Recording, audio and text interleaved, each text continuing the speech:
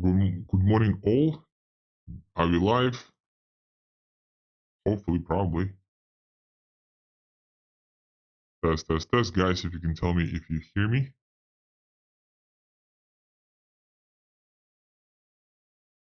Today's agenda is actually pretty significant. Maybe more than usual, because we had a very productive call with the Ghost Council, and some of the topics that we covered with the council we're going to be covering today. Just wanted to give you guys an update. And thank you so much, Mr. IDK and Wan Chin. Good morning. How are you? Also, if those of you who do not speak English, you guys can add the subtitles and auto translate the subtitles, right? So that way you'll be able to, it's all on YouTube. It's a great tool. You can easily watch foreign language if English is foreign language to you. Okay. How many people watching us? I'm not sure. So let me just start without further ado. So the very first thing on the agenda is actually the testnet v2, testnet 2.0. So it has been launched. I think we have 11 nodes at this point of time. Cosmos Cosmos and the team have better access to that information, but I believe that was 11 nodes as of late. Thank you so much, everybody who participated. However, we had about 30 submissions. Of those 30 submissions, maybe, 29 submissions. Of those 29 submissions, maybe 27 submissions will be more or less final because two people, I think, no longer going to proceed. Some people got late, absolutely. But overall, 27 submissions. Now, of those 27 submissions, the number of users who were able to participate because they filed everything by the deadline, that number was 19. And since we are running 11 nodes, 8 people not active. Here's a problem with the fact that they are not active. The typical block production time is 6 seconds. What is block production time? For Bitcoin, the block production time is 10 minutes, right? So every 10 minutes, you can send a transaction. Every 10 minutes, it will be picked up. For Ethereum, I believe it's 15 seconds, if I'm not mistaken, maybe 10 seconds, right? So every 10 seconds, the transactions you push will be formed into a block, most likely within 10 seconds, if you submitted enough gas fee. And then based on the finality for Ethereum, that's roughly 5 blocks. So within a minute, 5 blocks times 10 seconds, or times 15 seconds, that's roughly a minute. So within a minute, you are good to go. When it comes down to Ghost, since we're using Substrate, the block production time for us is 6 seconds. Now, 6 seconds versus 10 seconds, okay, we are faster than Ethereum, sure. But that's not the point. The point is just to be, as fast as we can be, but not faster than we need to be, right? Without, having any negative connotations, negative impacts. So we have 6 seconds block production time. The finality is 2 to 3 blocks, mostly 2 blocks. So within 12 seconds, your transaction has been sent. And the fact that we can do this with super minimal requirements is insane. That's insane. The requirements are really minimal, just like a very, very tiny machine with 6 megabytes of recommended requirements, 6 megabytes or 6 gigabytes of RAM. I mean, that's really, really nothing. So that's actually something to be proud of, right? Like it's a very light chain, a very functional chain, and very permissionless chain. However, the Genesis block was formed based on 19 nodes, right? The Genesis was supposed to have 19 nodes. We only have 11. Because of that, we have a divergence in the block production. So sometimes it's 6 seconds, sometimes it's 19 seconds, sometimes it's 23 seconds. Why? Because 2/3 of the nodes need to validate the block. And when the 2/3 of the block fall onto those remaining 8 nodes who did not join, they were added to the Genesis, but they did not join yet. Because of that, we are not getting the 6. Good morning, Kate. So we are not seeing the proper block production time of 6 seconds, and that's the problem. So what we need to do is we probably will go ahead with a new deadline in a week within 7 days. The announcement will probably go out today. And in that announcement, we will formulate a new Genesis block. And those people who did not participate will probably be slashed. And they'll probably have to miss a round. So there's a good news and bad news. Bad news, those 8 people who did not participate, chances are will be slashed. And therefore, they'll have to skip a round because they did not join the testnet, right? They did everything to qualify themselves for the testnet 2.0, but they didn't actually join it. So that slashing has to happen. Boom. Good news is you have some people who missed the deadline, so they can now reapply, essentially. So some people were complaining that they missed the deadline, blah, blah, blah. Well, now the deadline is reopened. And again, that's what we said in the chat.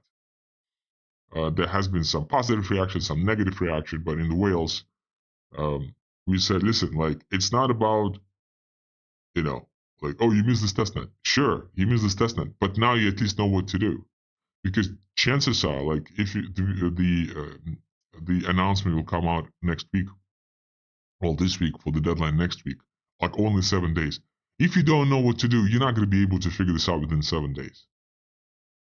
Let's assume sometime Q1, Q2, whatever, Q3, the mainnet launches, and you wait until the day before. You're not going to be able to figure shit out in a day. It's not going to happen.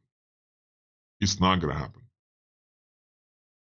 Even if you're technical, let alone you are not technical, let alone you're completely non-technical, right? So that's what we said. Like, it's better to miss a testnet than to miss a mainnet. And I will be it will be very surprising to see how many people who missed the deadline and have been saying, oh, I missed the deadline, how many of them will actually be able to qualify?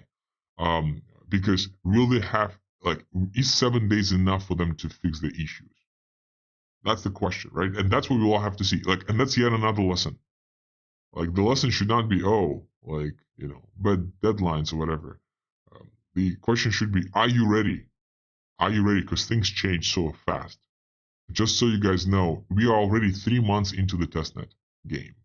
Not testnet 2.0, but overall testnet. Testnet 1.0, testnet 2.0. Almost 3 months in. Almost 3 months in. Right? And we don't even have all council members in. We have half the council members in. Half. Right? That's been 3 months.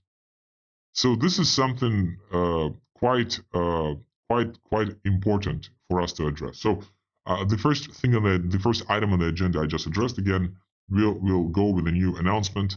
Those people who failed to join from the 19, who were part of the Genesis, will no longer be part of the Genesis, and the new members who missed the deadline now have a chance to get into the Genesis. Why that happened? Because not all 19 people joined, and because of that, our block production time is bad.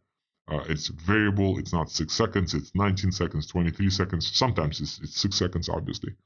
It's a random, right? But once we finally launch the 2.0 testnet correctly, we'll be able to test more things because there's so many things to test. Because you guys don't realize maybe the Genesis people have allocation of CSPR token, which is Casper token, right? Which is a testnet token essentially. So now that token can be transferred between different wallets. You can actually start staking that thing. So there are so many cool things that are here, but we didn't even start testing it. Okay, so a good opportunity for you guys to do it. Okay, moving on. Look in the screen. The specificity of the feedback. So a good example, I'm not going to necessarily say that's the only good example. There are lots of good examples, but that's an example of a feedback. So if you guys want to provide feedback, right? So let's remember that Ghost Whales and the Ghost Project overall is a grassroots project. So we all in it together. Some of us have bigger allocations. Some of us have low allocations. Yet the allocation is very permissionless to receive. We're not talking about, you can earn the GMBs, right? We don't have VCs. right? So that's very important to understand what we are doing here. It's a very grassroots movement project, right? Very different from all the others. Because many others are funded by VCs, and that's impossible to get your skin in the game when you are, as a retail investor or as a retail user, fighting with VCs. In our case, it's possible. With Ghost, it's possible. So, and it's a great responsibility, great opportunity, but also great responsibility. So when you are providing feedback, like you need to realize that most of the things that are being written, guides, deadlines, posts, marketing, community management, user support, most of it, 99% of it, is done on a basis, right? So nobody is contracted to necessarily do these things. So we all doing them together. And when you are criticizing something, you're criticizing the community. You need to realize that. You're not criticizing like a team if you think you do. You're criticizing a community. And of course, when the community is being criticized, me personally, my personal reaction is to defend the community at all times. Why? Because if you are here to criticize and you don't really contribute outside of, like let's assume outside of running a node, well, we all running nodes, right? Like we all running nodes. So we're all contributing there. So what extra stuff do you do to contribute? And if you don't do anything extra, but you come with criticism, then the logical question is, what can you do to, if you lose contributors who get upset because of your feedback is, pretty emotional and direct, with no and not factual, uh, what can you do to substitute? Good morning, Cosmos. What can you do to substitute those contributors who got upset? Like, let's assume we get some pretty frequent criticism is the guides are difficult, right? Okay, the guides have been written by the community, mostly Cosmos. If Cosmos tomorrow gets upset, we don't have any guides. And if you don't have any guides, then somebody else will have to write it. And if the team decides to write the guides, guys, trust me, it's going to be a README file with no images. It's going to be a shitty README file, and that's the industry standard, right? Because the industry standard is not to have guides. The industry standard is to have a README file on GitHub. First of all, you need to go there and on GitHub and actually get access to it. It's like this text file, whatever, JSON file, whatever, TXT.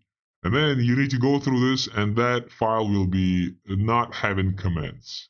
This file will be super duper, like, I don't know, 3 lines of description, like about, a paragraph about, and then like 3 lines of code, maybe. That's it, right? So when you criticize something, you need to understand it's not a team that is doing it, it's the community that is doing 99% of deliverables out there, outside of the code base itself. The code base may not be easy. If you think it could be easy, good luck setting up a node on Ethereum right now, which is an almost $1 trillion company right now. Good luck setting it up. Good luck setting it up. If Ethereum could make it easy, how could Ghost make it easy? Like certain things just not easy, right? So we need to improve ourselves. And there are solutions. I'll describe how the node operation can be done like a lot easier. I get it, absolutely. Some of you guys not technical, it's fine. But the criticism should be specific. Like if you want to provide criticism or questions, provide your screenshots, provide specific questions. Make sure you actually follow the guides, because oftentimes we see person, like let's assume the guy has, step 1, step 2, step 3, step 4. You did step 1, you did step 2, and then you move to step 4. You didn't do step 3, and then you're like, oh, why do I get the error? Well, because you didn't follow step 3. Like, right, the guide is super specific. And I would like to provide kudos to all community members, all whales who helped. I will single out the specific feedback just to show an example. So it's not super specific, and it has to be like super, ideally it is, but like this from Kitsune, right? So check this out. Like, let's read this together. For those who are not in Genesis, the guide, Genesis, right? So those who missed it, the guide is not clear about what to do with the check key part. Like, Kitsune could have phrased it differently. The guide says nothing about those who are not in the Genesis. That's it. And that would have been a bad, bad type of feedback, like not specific. And that's why we need to like have the education here for the whales. But check this out, what he did. For those who are not in Genesis, the guy is not clear about what to do with the check key part, like specifically check key part. He could have included some additional commands as well, but maybe that's a little bit too extra, right? Like specific check key part. Should all instructions commands be executed, right? So it's a proactive type of question. Like, should we go? Like, it's not like, oh, you guys didn't write it, it's a bad guide. No. What should we do, right? So like, check key part, here's a problem. Should we do it or not, right? So it's a proactive question without any blame, without any, attaching value to how good or bad the guide is. It's just an honest question. And how to proceed when error messages are displayed when checking keys which are not there, right? So because he knows there are some error messages, there has been lots of discussion with the error messages previously, so everybody knows what we're talking about. Accept the error and go to the next command, please clarify, right? I think it might be confusing for most, right? So this may be a little extra, but overall, it's a very like when we mean specific feedback, it could be that specific, and that is already good, right?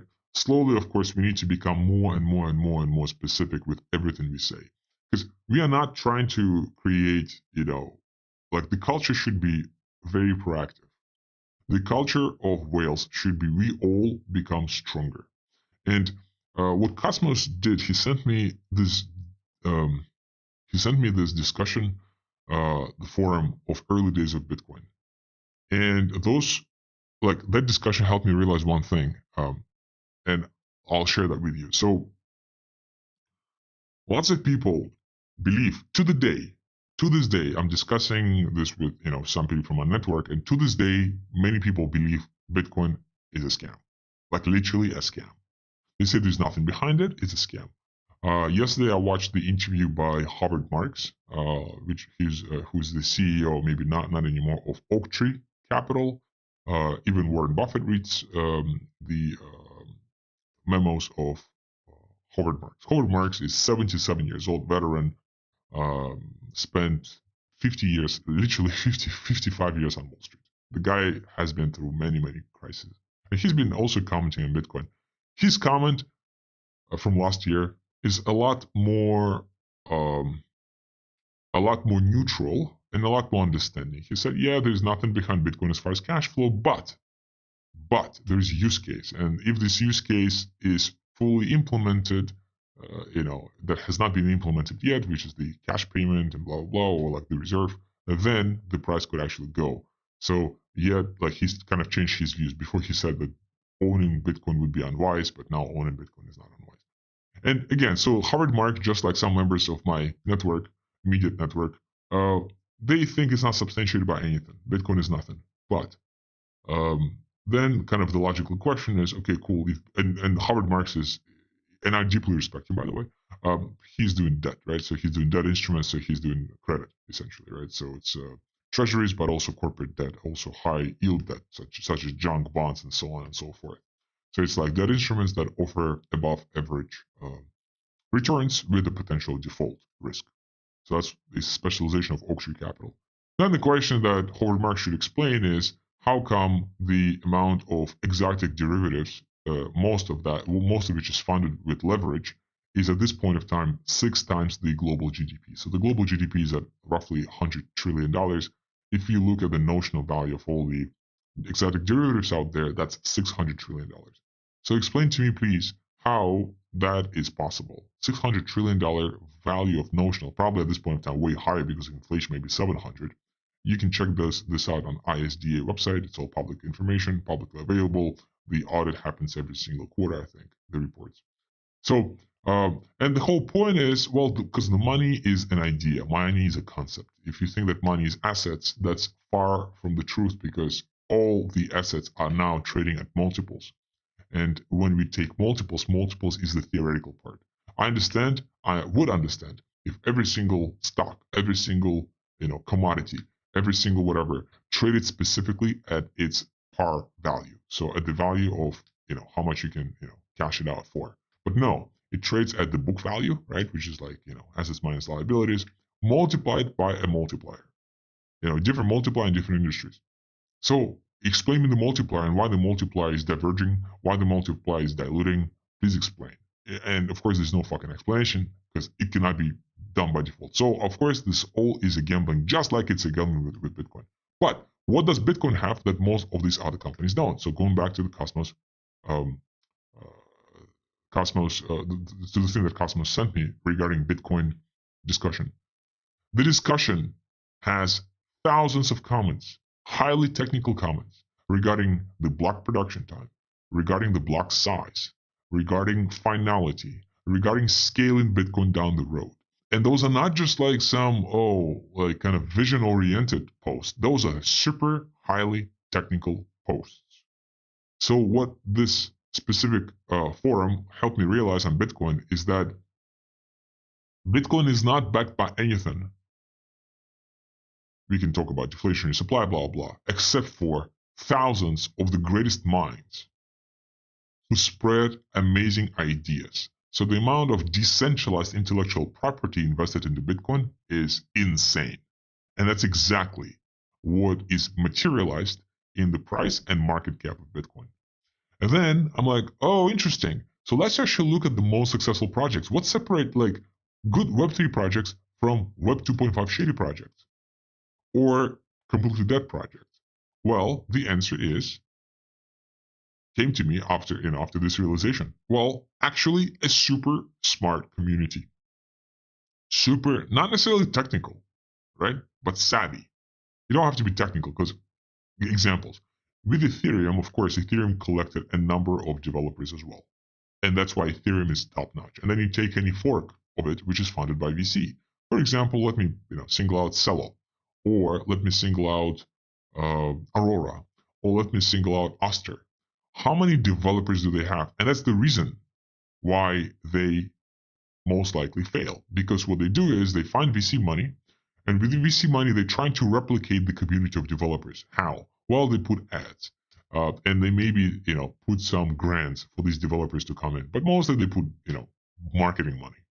For the marketing money, you get lots of airdrop hunters who join. And yes, there's some conversion from that to developers, and that's better than nothing. But at the same time, the community just of, say, Oster, Aurora, Celo, and other failed, pretty much at this point in time, failed forks of Ethereum, they just failed to attract developers. That's it. Period, right? And I thought, well, those developers are important to develop new innovative dApps. But I kind of switched in my mind now. dApps is just part of an issue. Those developers I needed just to maintain the core and just to make the core more innovative with EIP standards and stuff like that. The projects is just a consequence of that. I mean, the dApps is just a consequence of proper framework of new standards. And if you don't have developers, like you are just failing at the core, and therefore you fail at the dApps, and therefore you fail in adoption, and blah, blah, blah, blah, blah. So, and therefore you're failing at making Celo, for example, again, I'm just singling it out, 10 times better than Ethereum because you just don't have developers. What Olympus DAO had?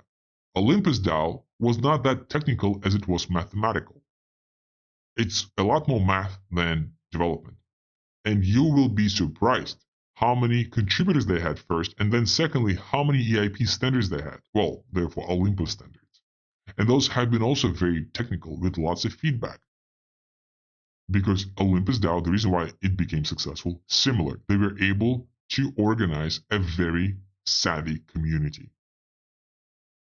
So Ghost either becomes a savvy community or we're not going to be a great project, period. That's it. And therefore, like, if you're not technical, if you're not mathematical, if you're not this, if you're not that, you need to start becoming that if you want. You don't have to, but you should. Because the community is as good as its average member. If the average member is improving, so does the community, so does the project. And that's, while sounds like potentially, oh, I need to put more work, I'm just not meant for this, let me just go for a price action type of project where I just, pepper. I just buy it and that's it, right? Or let me go to another airdrop because I don't need to improve myself. That could be one answer. But the second answer is, wait, with this project, I can actually improve my skills. This project actually enables me to become, better in certain areas. I can actually become smarter. I can actually use that expertise in other projects. If I'm able to run a Ghost node, I can definitely run an Ethereum node, right? If I'm understanding the staking mechanism and how DeFi 2.0 works, well, maybe the new upcoming protocols with flash loans, or lending borrow models, or something else like new stablecoin models, I'll be able to understand them better. So I will be ahead of my competition. I'll be able to single out which projects are good, which projects are bad. And I'm no longer chasing the price action as much, and I'm chasing the fundamentals of the code base. You don't need to dive into the code base, but you'll understand it better naturally. So I think that is a chain of events and it all starts with a more specific feedback, because it's easy to say, oh, this is bad, oh, this is not helpful, oh, this is difficult, but you're not adding any value by saying that. You literally adding zero fucking value. If you say something is not good, you are spreading pretty good negativity in the community. Second, you are essentially saying to the community, I do not want to improve. So it says a lot more about you than it says about what you are criticizing. And most importantly, you're not really trying to understand what the problem is. So in ancient Greeks schools, they taught, and Romans as well, they taught, and like overall ancient philosophy, taught a lot about asking a question. And asking a question is an art. They don't teach us this in schools anymore. They don't teach us this in universities anymore. But asking a good question is an art, because asking a good question means that, and when you guys see some you go to YouTube, whatever, you see some lecture talks, etc., you will be surprised how bad people are at asking questions, and that's an art, myself included. Because you give context, like for hours and hours, and then you get to the point. And the art of asking a question is understand what the problem is, and that's why it's so difficult to ask a question, because you need to understand exactly what you don't understand. So you need to talk to yourself. What is not clear specifically? Why am I having this issue? What did I not check? Why is it happening in the first place? Even when it comes down to, I'm not talking about something abstract. I'm talking about specifically following a guide. Did I follow all the steps, right? Like, do I have the right operating system? Do I have all the right minimum requirements? Did I actually, did I forget to ask questions in previous steps that I skipped, thinking that I did everything correct? Maybe I skipped something. Maybe I didn't read the instructions properly. Maybe, the option was not selected. So when you start like asking yourself first, the type of questions you generate become of a better, higher quality. And that's how we should be working with the cultural kind of work on the Ghost Whales end, where a more quality questions will naturally nurture a better type of discussion within the group. And a better type of discussion will motivate, will inspire, will encourage the entire community to start improving itself on average. And that's exactly what we need to do. Right? So feedback needs to be specific. The more specific, the better. That's in plain English. I just explained the context why. If the feedback is specific, we will get farther. Now, the other thing is, which is a better thing, is actually just do it yourself. Like, you don't like the guide? Some of you guys are actually technical, even those who find difficulties in the guide. You guys are actually technical. So what you should do is create an alternative guide. And you know what's going to happen when you create an alternative guide? We'll promote it. And if your guide is better, first of all, whatever the better parts, will just, with your permission, inherit and include in our guides. Again, when I say our guides, I mean community guides that are existing, right? Which is default guides. Or if your guides is just all time better, we'll just refer over to your guides, for example, right? Same thing applies to videos. Same thing applies to tutorials. Same thing applies to just everything, like everything and anything. So do not be afraid.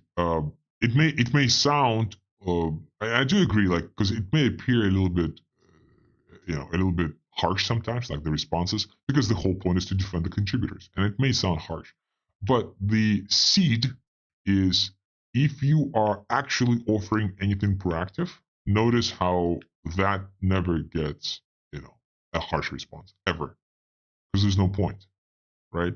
The unthoughtful criticism, when that criticism is negative in nature, of course, will be defended, will be fought against. because the natural contributors need to feel safe to keep contributing. That's the culture. Um, like it or not, but that's at least, you know, what I believe. And if you believe otherwise, I would love to hear constructive feedback on that. But we just don't have time to sugarcoat stuff. We're 3 months in.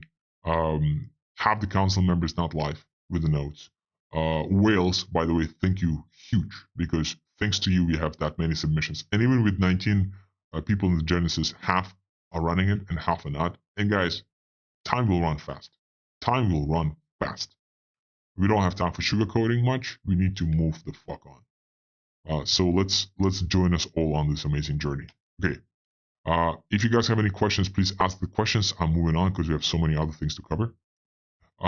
What is the next? Okay, so yeah, so meritocracy, governance, and purpose. So I think that's what you have with Ghost, and that's what has been communicated to the council, but also to the whales. We do have meritocracy here like nowhere else. Definitely some other projects have similar type of meritocracy, but very few, because you can earn the GMV tokens like left and right. You're part of the governance with the whales, so you can make proposals in the whales, and those proposals can be voted for. Now the four proposals, the four toolkit proposals have been added to the toolkit again. So you can add more, right? So go. And as far as purpose, the purpose is to I understand that maybe something will change as far as inflation. I hope inflation will start dropping for the next 4 years. In the presidential election kind of cycle. We will see if that's true or not with the Trump being elected. But something is telling me that the money supply will keep increasing. If not in the next 4 years, but definitely after. And something is telling me that even in the 4 years, the money supply will keep increasing. I don't think inflation is a joke. I think they overprinted. I think the qualification of of people in power is diminishing cross country, cross nation, across the world, and they will just fuck things up.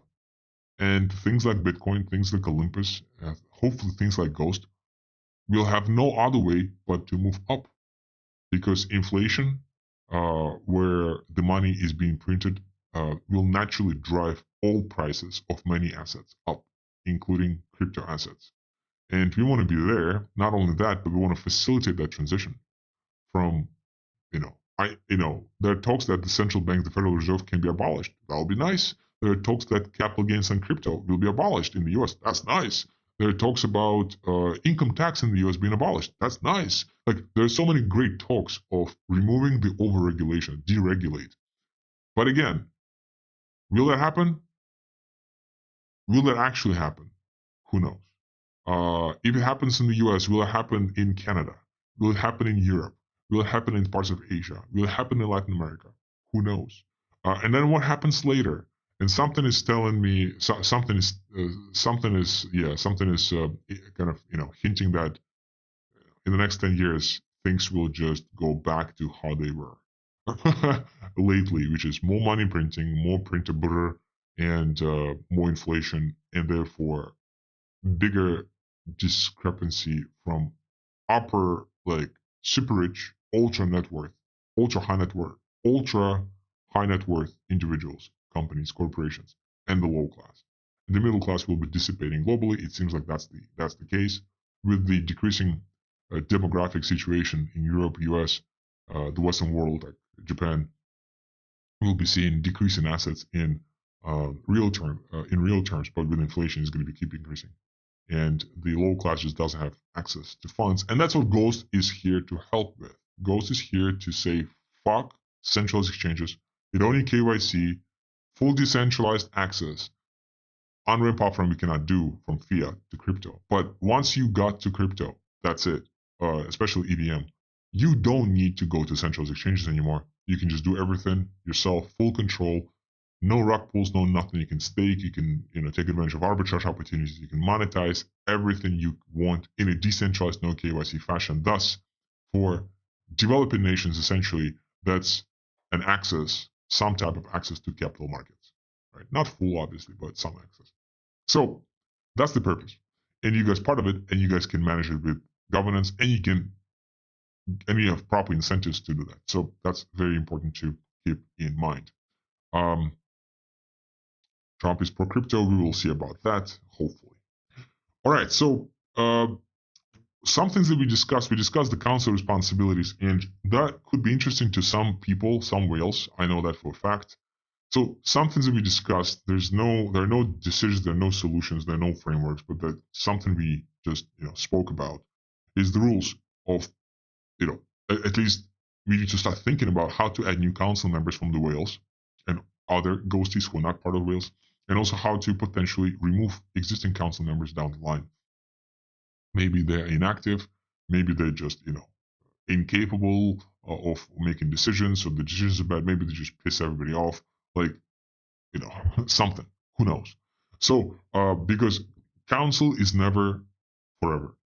Council is not infinite. Council is a governance body, and governance body is always elected. And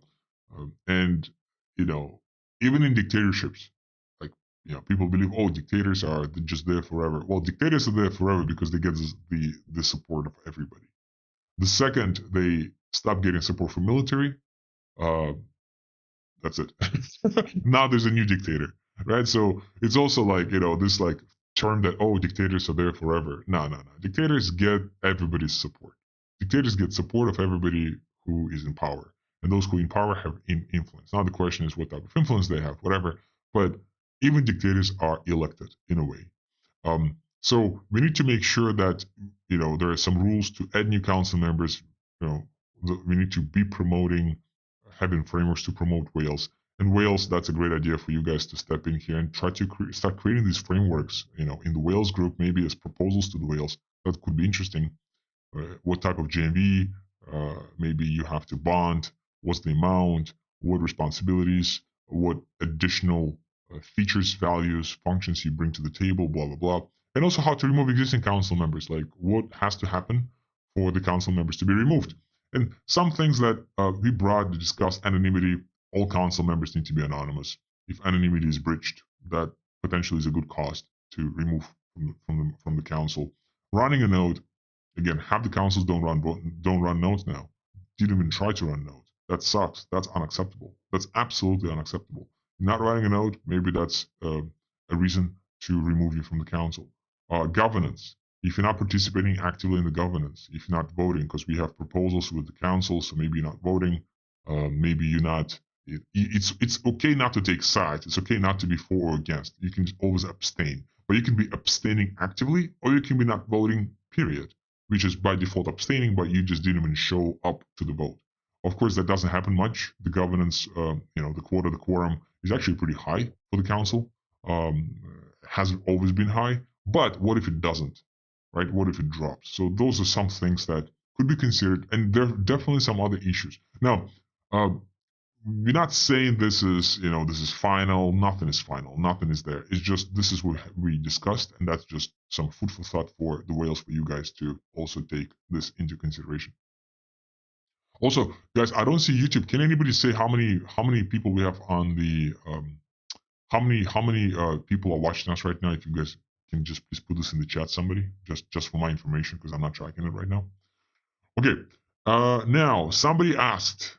Some whales asked for an easier solution. So there is a solution for an easy solution.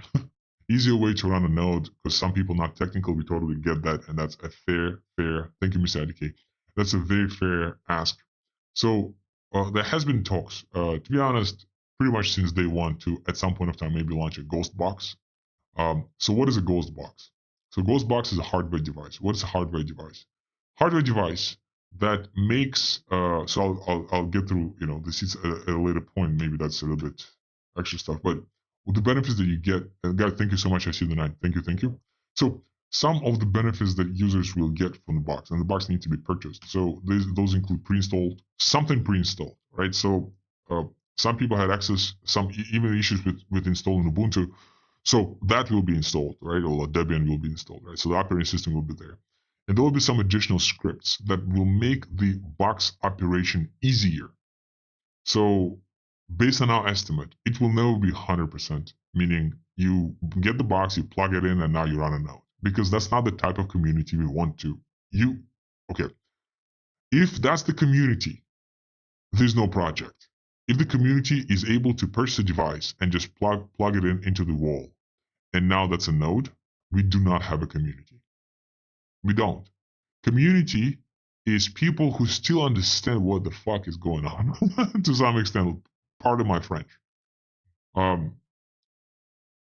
If there's a new update, you need to either take it or not. So you need to be able to, to run, all the lines will be provided. All the lines of code will be provided, but you need to be able to plug that in and say yes or no. Do I want this? Do I not want it? So that voting for new updates still has to be more or less active. Same thing applies to actual governance. How do you vote on the governance? I'm talking about the governance as a council, or even the council, or even the governance of the whale on the Ghost chain, but also on the Ghost DAO. Ghost DAO will have its own governance, right? So those are two separate governances. They may overlap, but they're not the same. They're different. So we need to still make sure that everybody is improving, right? That's the only way out. So, however, 80% easier to run is 80% easier to run. So now you have 20% remaining. Some scripts will be automated. Some guides, new guides will be provided just for the box holders to, to kind of separate that. So that's the first thing. Second, there will be 7 days personal technical support. So currently all the support goes into Whales. But if you're going to do the box, then we'll have a personal support. Like we'll create a 7-day self-destructive chat on Telegram where you purchase the box, you have those 7 days to ask questions, but you only have those 7 days. After that, the chat disappears. You lose that. So you lose the technical support. But before that, you need to ask any questions you can, get any help you need, run the freaking box, right?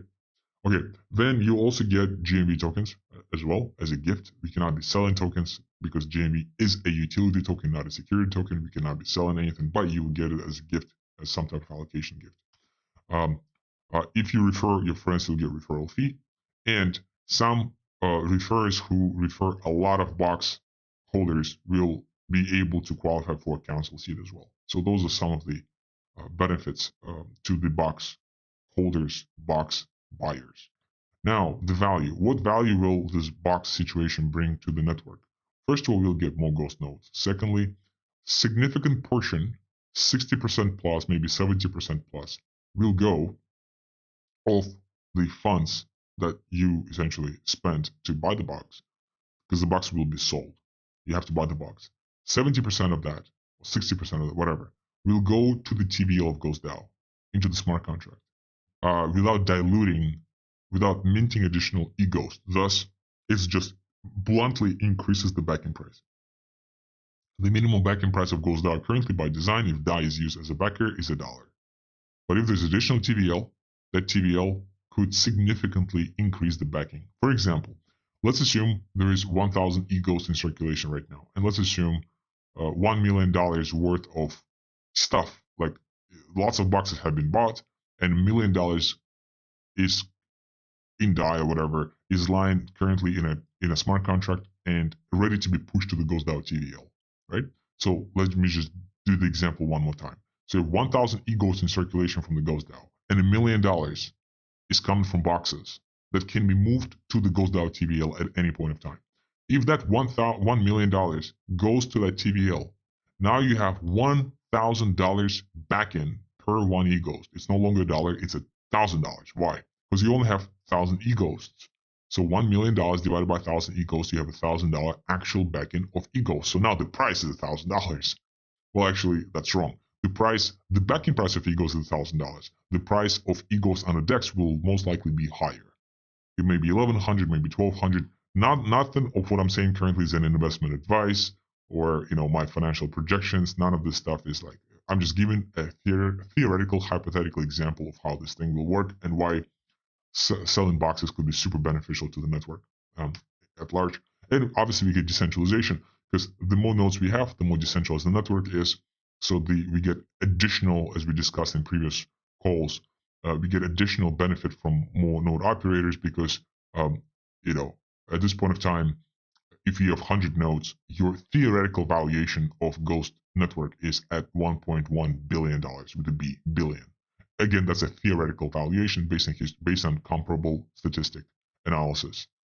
including linear regression of the blockchain networks. So those are massive benefits for the chain, for the DAO, and for every single whale, every single user, every single council. So that could be an idea. We will probably spun out some, a little bit more information regarding the box, but that's how it looks like at this moment. That's the idea. Now, as far as the price of the box will vary from most likely from $2,500 per piece, and then it will be increasing in this like more or less type of auction way, right? Like every single new box is more expensive, so kind of like creating this FOMO, like buy the box as soon as possible. But since every single box will also come with a gift, you'll get that gift of some type of GMV allocation. But most importantly, it goes from 2,500 up to 10,000. That's going to be like, let's assume the first 100 boxes can be sold like that, and then after this we'll reevaluate and we will see how many boxes will be purchased. If all 100 boxes are pre-ordered, whatever, and actually bought, I mean, then we can auction more boxes than that. Maybe start with lower prices again. Maybe start with higher prices. After this, we'll figure this out. But the whole point is to make stuff more helpful. Create a solution for those who are completely non-technical and just completely don't want to deal with any of this stuff, and just want to deal with the 20% of the kind of node installation. And it's going to be massively beneficial to the network. So Mark says, very excited about the boxes, what they can mean overall to the project. Thank you. Yeah, that's an interesting idea. We'll see, right? So we'll create a webpage. We'll see overall how people react, like physically. Will people be actually, buying it, right? Because it has to be bought. It will take some time, some money to produce the box, obviously, right? We'll have to create a cool marketing gimmick. Like it probably will be like looking like a pyramid. I don't want to share any details yet, anything more specific than that. But it will have to be really like looking really sleek, and really differentiating for us to kind of to show our boxes in the whales. Okay, that's kind of the price, like kind of the idea. The price will be increasing. Well, that's like maybe from 1,500 to 5,000, but there's really has to be a different chart from 2,500 to 10,000, something like that. All right. So, and the last thing we discussed with the council members is GMV swap. That's what we discussed on these calls for the last 2 weeks, 3 weeks. So it seems like we are kind of route 2 is the most preferable route at this point of time because it ensures zero pre-mine, almost zero pre-mine for the chain. And again, as I mentioned, maybe on last call, so Bitcoin had zero pre-mine, Monero had zero pre-mine. I frankly don't know how many other projects had zero pre-mine.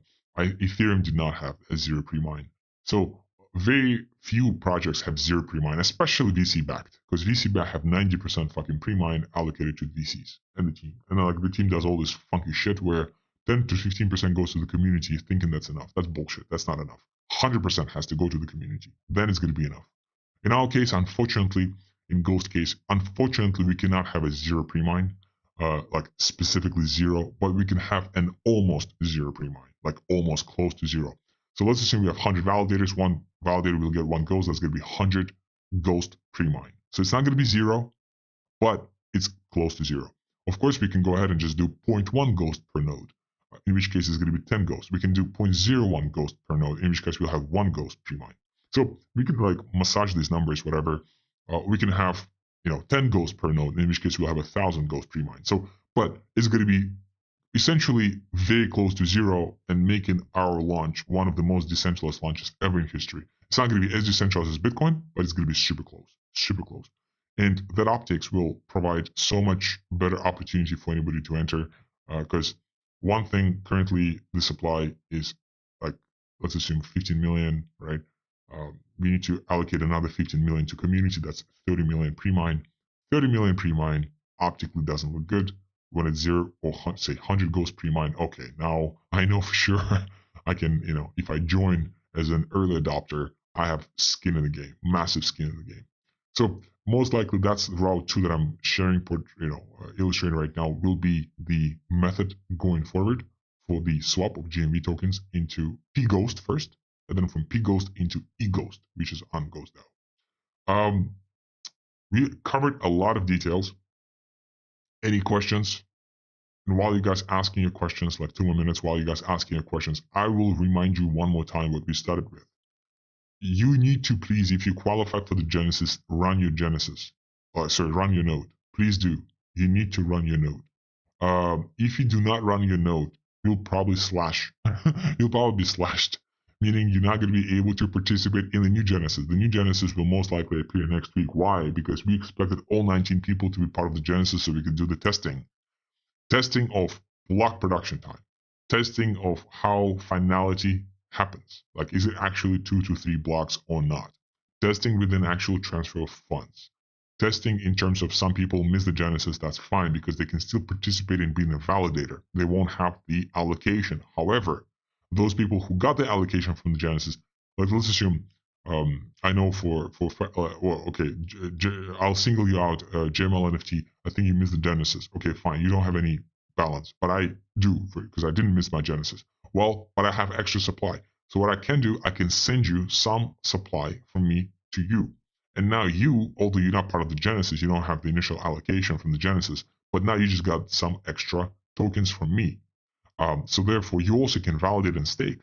So yes, you didn't get it from the Genesis, but you got it from me, for example, right? So therefore, run your nodes anyways. But we expected all 19 people to run it.